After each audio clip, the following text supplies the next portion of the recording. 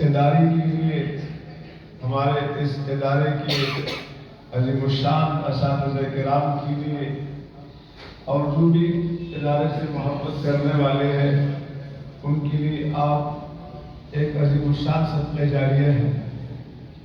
میں تو حضرت محترم صاحب کا ہی شکریہ ادا کروں گا کہ ایک عرصے کے بعد آپ سے ماشاءاللہ ملاقات ہوئی اور حضرت اس ملاقات کے باعث ہوئے۔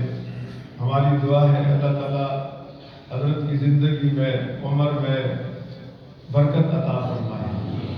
یہ حضرت ہی کی ہمت ہے کہ ماشاءاللہ سب کو یاد رکھتے ہیں۔ ایک مرتبہ حضرت کے ساتھ ہم پشاور کی سفر پر تھے تو کچھ ہمارے علاقے کے طالب علم جنہوں نے